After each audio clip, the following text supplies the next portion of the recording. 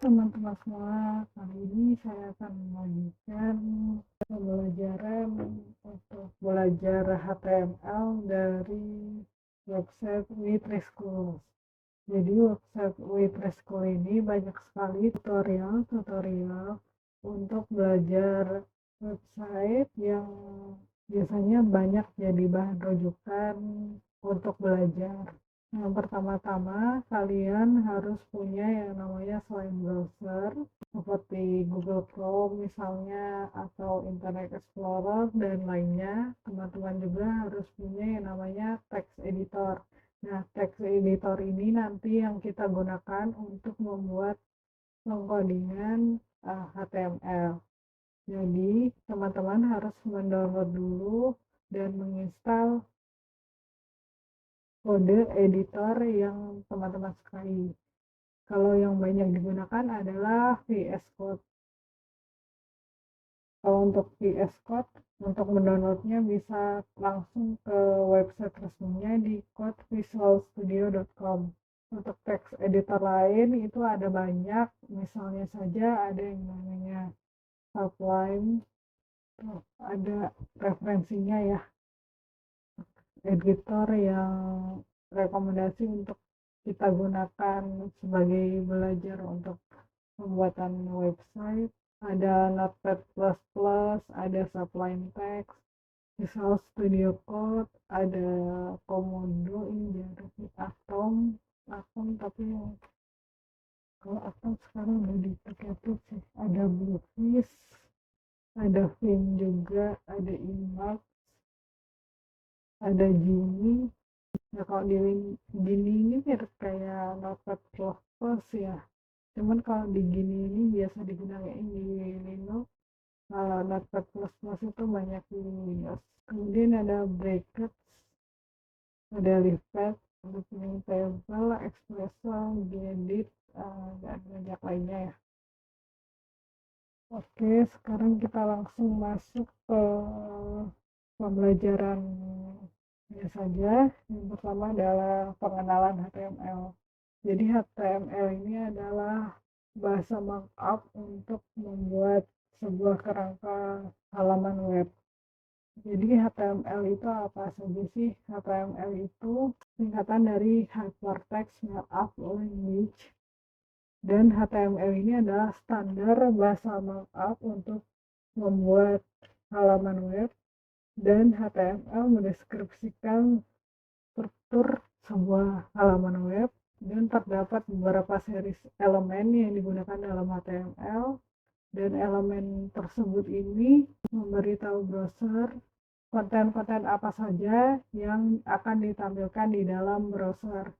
Kemudian elemen label ini yang di dalam konten itu ada berupa heading atau judul, ada juga paragraf, dan ada juga link, dan banyak lagi.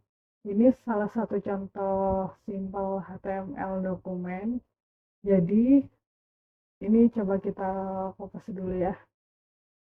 Kita copy, kita masukkan di dalam text editor kita buat salah satu folder baru. Teman-teman bisa klik new folder. Ini yang di text editor VS Code yang jika sudah teman-teman install, klik new folder, kemudian beri nama belajar HTML, kemudian klik kanan di file, kita buat filenya misalnya index.html. Jadi untuk pembuatan file HTML sendiri itu ekstensinya adalah index.html. Ini kita coba paste di sini. Kita buat indentasinya. Indentasi kita boleh. Oke. Jadi di sebuah struktur HTML itu paling tidak memiliki pendeklarasian doctype HTML.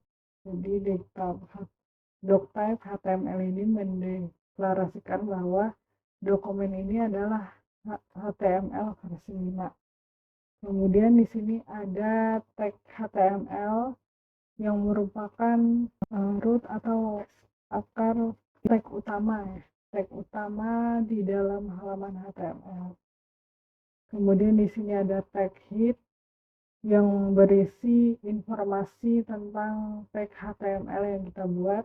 Kemudian di sini ada title. Title ini adalah judul halaman HTML yang muncul di browser sebagai title bar atau tab tag. Nah, salah satu contoh title ini seperti ini ya. Di sini title-nya adalah Introduction to HTML. Kalau yang di sini title-nya adalah Visual Studio Code Code Editing Redefined.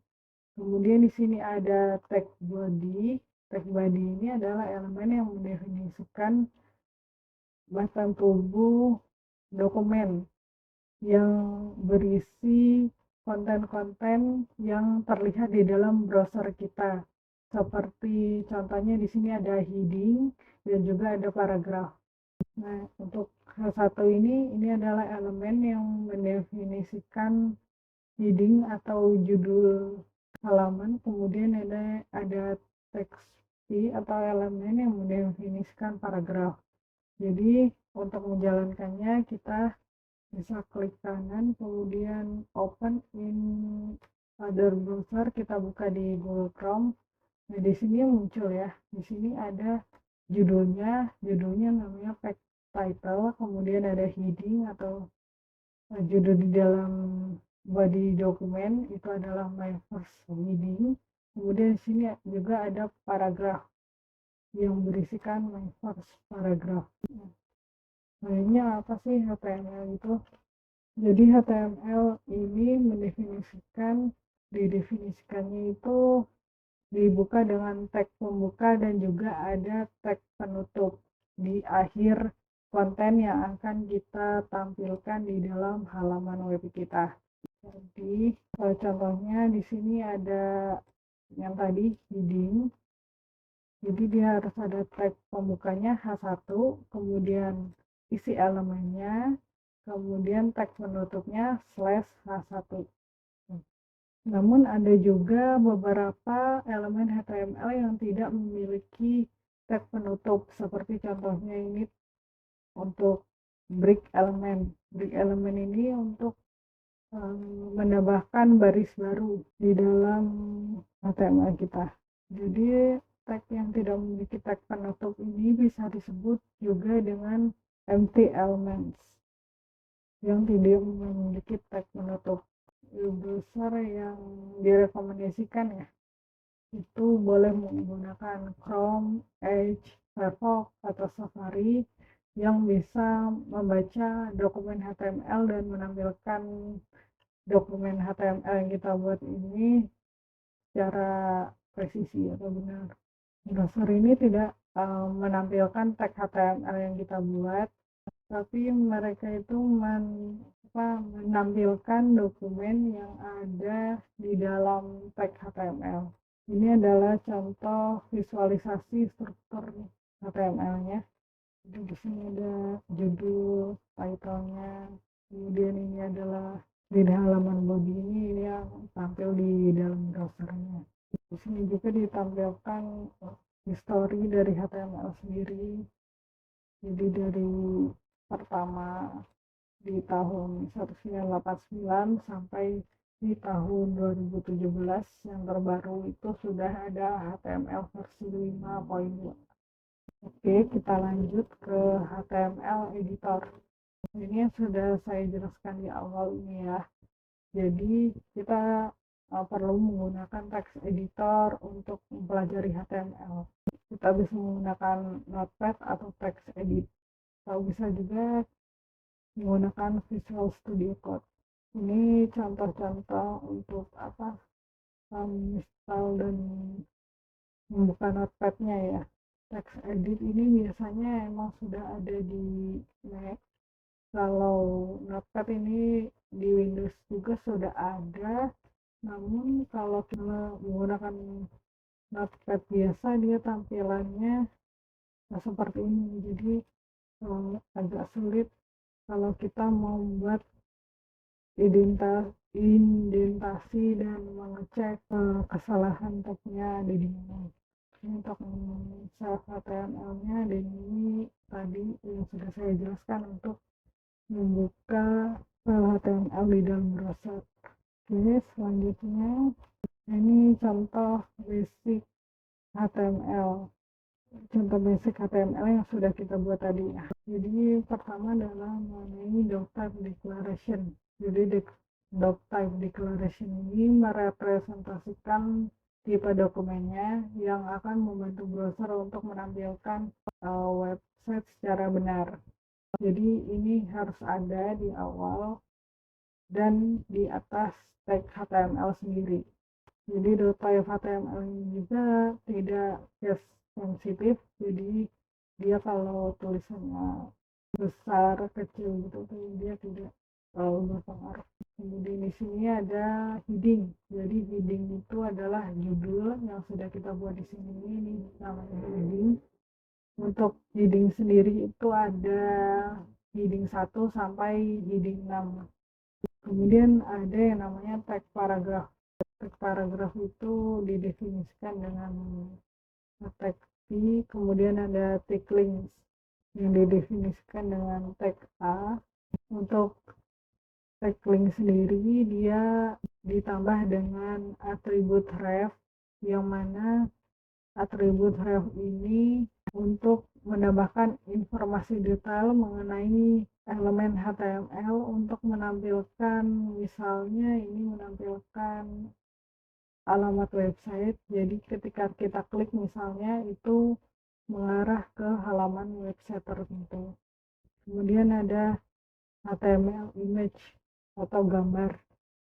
Jadi untuk tag HTML image ini dia akan menampilkan gambar, dan juga ada tambahan beberapa teks alternatif seperti alt, width, height.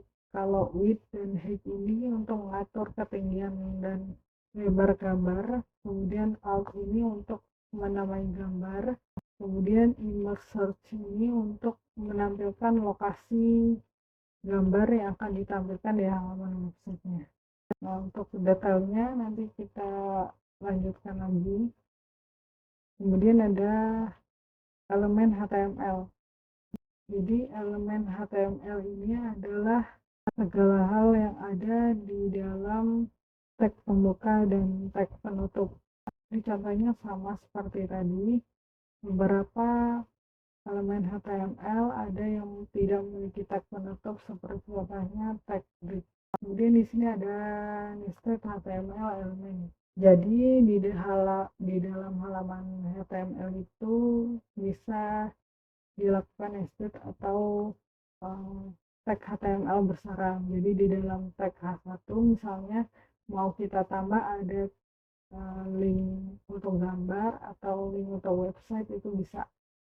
Jadi misalnya di dalam tag ini ada tag yang lain, misalnya ini kan misalnya ini langsung dicontohkan dari yang kita buat sebelumnya ya, kan dari kita buat sebelumnya. Jadi di dalam tag HTML itu yang merupakan tag tag wajib atau tag utama di dalam halaman HTML itu terdapat juga tag body. Nah, di dalam tag body ini terdapat tag pembuka body dan tag penutup /body. Kemudian di dalam tag body ini itu bersarang lagi, jadi ada tag H1 dan juga tag P. Nah, di sini ada penjelasan never skip the end tag. Jadi beberapa HTML itu akan tetap ditampilkan di dalam browser itu sesuai yang ada, sesuai yang kita buat tagnya, walaupun misalnya lupa gitu untuk H1-nya gitu. Tapi walaupun misalnya kita lupa ya, misalnya kita lupa tuh untuk membuat penutup tag H1-nya, kita buka di browser Chrome lagi. Misalnya kita lupa untuk menutup tag nya, kemudian kita refresh lagi, Nah, ini tetap menampilkan teks paragraf yang benar ya, walaupun tampilannya benar, tapi kita disarankan untuk tidak boleh men-skip end text yang ada, karena mungkin bakal ada beberapa error jika kita tidak menutup teks tersebut. Ini ada contoh empty HTML elemen, yaitu tag yang tidak memiliki elemen penutup. Contohnya adalah break text ini untuk menambahkan sebuah baris baru, dan tag ini tidak memiliki tag HTML penutup. Bisa kita coba copy langsung ke sini, ke save, kemudian buka di Chrome lagi. Nah, di sini dia menampilkan baris baru untuk breaknya, jadi ditaruh di baris baru. Nah, untuk tag HTML ini tidak case sensitif, jadi mau kalian huruf H-nya atau huruf body-nya gede kecil atau gede semua gitu, itu tidak berpengaruh. Tapi ini sangat disarankan untuk standar HTML-nya sendiri itu menggunakan huruf kecil semua untuk tag-nya. Kita langsung lanjut ke yang selanjutnya ya.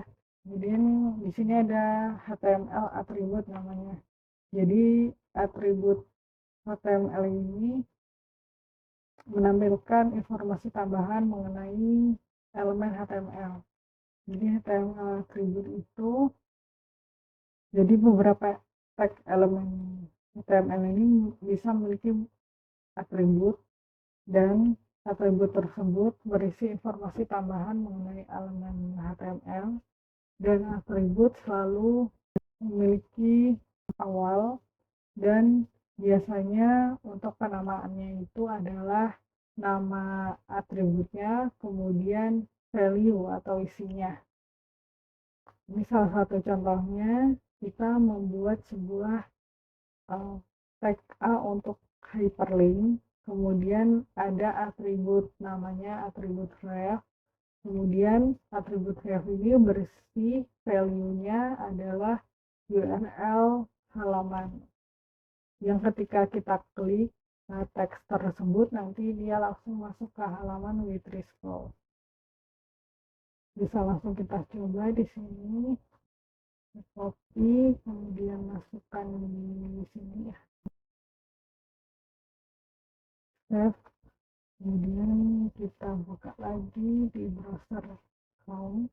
Nah, jadi dia tampilannya seperti ini ya. Kemudian kalau teks ini kita klik, dia langsung ke halaman Withricol. Oke, selanjutnya ada yang namanya atribut search. Jadi untuk berisi spesifikasi letak gambar yang akan kita tampilkan di dalam halaman HTML kita.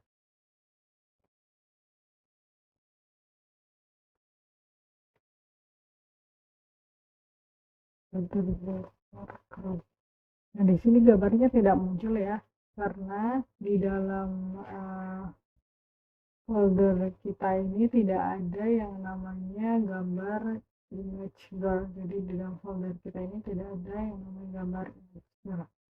Kalau mau menampilkan gambar, teman-teman bisa cari di Google ya. Misalnya gambar pemandangan atau gambar Google-nya sendiri ya. Oke,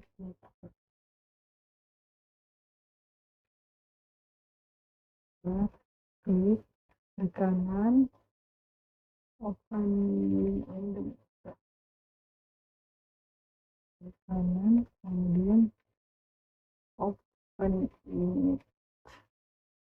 Ini tinggal kita kopas linknya, kita masukkan ke dalam tag image tadi. Jadi dia menampilkan gambar yang kita cari di internet di dalam halaman web HTML kita. Jadi tinggal kita ke kanan, open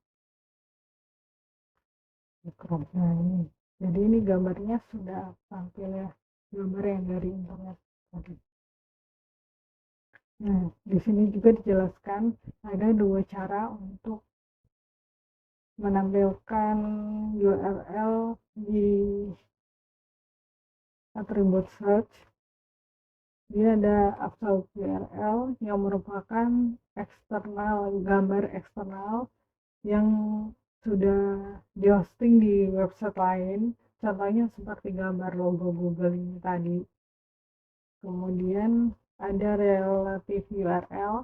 Nah, relative URL ini adalah link gambar yang kita hosting di dalam website kita sendiri atau di dalam komputer lokal kita sendiri yang bahkan tidak memiliki nama domainnya. Di dalam URL-nya bisa kita masukkan slash ataupun tanpa slash. Kalau di dalam slash berarti dia di dalam folder lain yang kita buat. Misalnya kita mau buat folder sendiri untuk menyimpan gambar. Jadi ini jadi di dalam image baru kita masukkan gambar yang ingin kita tampilkan gitu. Langsung saya contohkan saja ya. Jadi gambar ini kita download dulu, lalu sedikit mulai aja coba ya. Open image in the text image as, kemudian kita simpan di cek.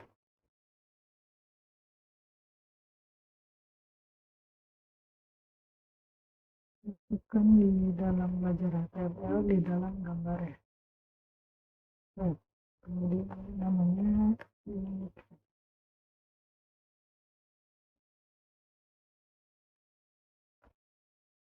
jadi untuk menampilkannya ini kita lepas dulu kan di sini.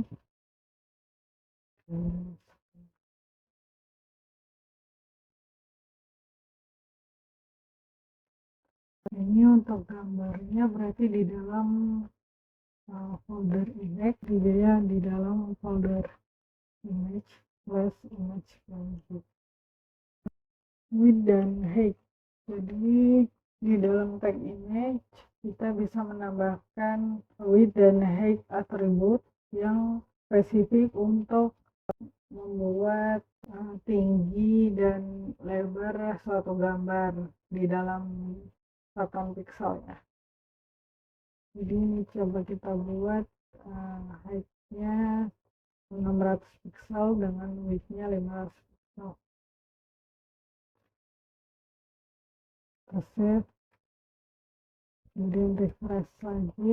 Nah, ini ukurannya sudah berubah ya. Kalau mau buat lagi ini, nah di sini juga ada atribut alt. Nah, atribut alt ini di dalam gambar itu untuk menampilkan teks atau gambar.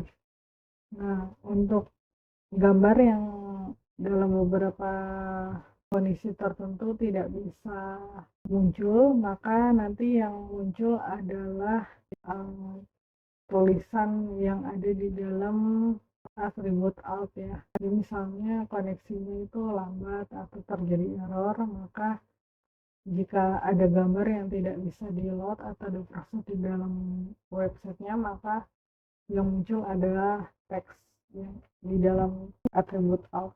Ini kita buat lagi altnya, misalnya altnya brosur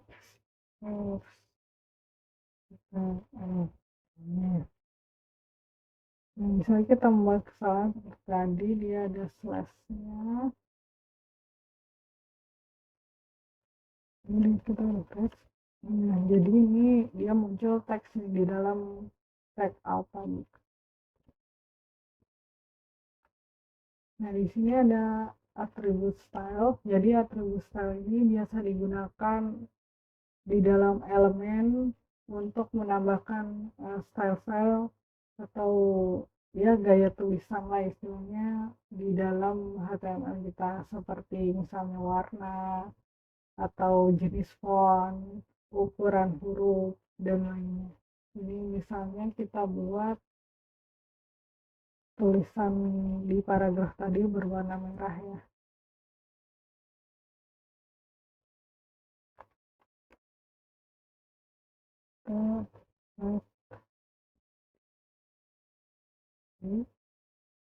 Kita buka lagi. Nah, jadi tulisannya sudah warna merah ya. Kemudian di sini juga ada namanya atribut lang. Atribut lang ini biasanya masuknya di dalam tag HTML untuk mendeklarasikan bahasa apa yang digunakan di dalam sebuah halaman web. Itu juga untuk menunjukkan di dalam search engine atau browsernya. Kemudian di sini ada juga kode kode country atau kode negara ya, yang digunakan di dalam lang atribut. Biasanya hanya 2 karakter untuk mendefinisikan country. Kalau misalnya Indonesia itu biasanya ID. Kita bisa melihat ada referensinya di sini. Nah, di sini ada negara-negaranya, ke Indonesia, ID atau IN.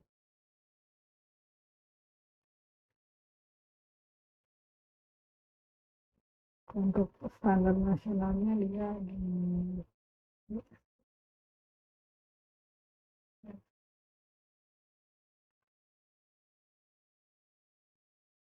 kemudian atribut title. Atribut title ini mendefinisikan informasi ekstra di dalam tagnya.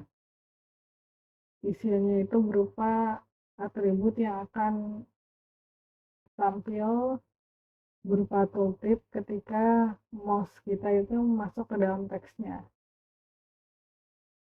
Langsung kita praktekkan saja ya agar terbayang. Jadi di sini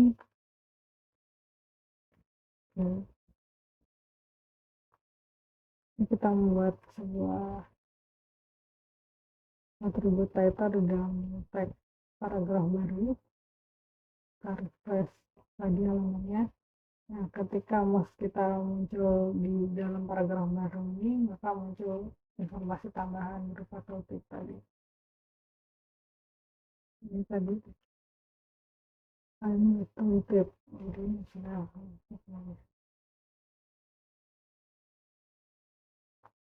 Nah, untuk atribut juga itu dia juga insensitif, jadi dia tidak terlalu terpengaruh apakah tag atribut itu kita buat huruf besar semua atau huruf kecil semua, tapi di sini saya direkomendasikan untuk selalu menggunakan huruf kecil untuk atributnya.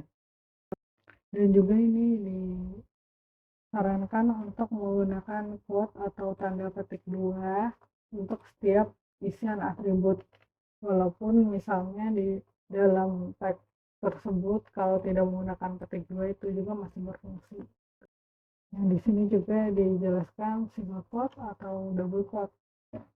Double quote itu biasanya digunakan untuk pengisian isi atribut di dalam tag.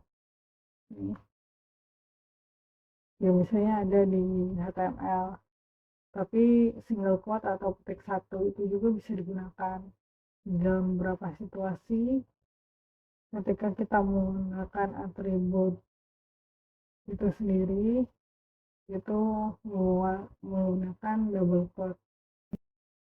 Ini nanti untuk penggunaan single quote atau double quote ini nanti akan berpengaruh ketika kita menggunakan tag HTML ini sudah sampai dalam belajar PHP atau sampai menampilkan data dari database ke dalam website kita. Nah, cuman untuk HTML tutorial kita dari pengenalan, kemudian editornya, kemudian HTML basic, elemen sampai dengan atribut. Jadi semua HTML elemen itu memiliki atribut, dan atribut ref di dalam tag A spesifik untuk menampilkan URL atau alamat halaman link yang ada di dalam HTML kita. Kemudian di sini ada atribut search di dalam tag image, itu berfungsi untuk menampilkan letak gambar yang akan kita tampilkan di dalam halaman website kita. Kemudian ada atribut width dan height di dalam image yang berfungsi untuk mengatur ukuran dalam gambar yang kita munculkan dalam website kita. Kemudian ada tag alt, kemudian ada atribut alt di dalam tag image yang untuk menampilkan teks alternatif di dalam sebuah gambar. Kemudian ada atribut style yang bisa digunakan untuk membuat style atau desain dari sebuah teks, bisa berupa warna teks, ukuran teks, dan font yang digunakan dalam teks. Kemudian ada atribut lang dan di dalam tag HTML yang mendeklarasikan bahasa yang digunakan di dalam halaman web kita. Kemudian juga ada yang namanya atribut title yang mendefinisikan beberapa informasi ekstra di dalam elemen yang kita buat. Dan sampai di sini dulu untuk HTML tutorial kita di versi pertama dari belajar di WordPress School. Untuk selanjutnya kita akan belajar untuk pembuatan heading HTML, paragraf HTML, styles HTML, formatting HTML, dan sampai HTML quotation. Sekian dulu, terima kasih dan selamat belajar teman-teman.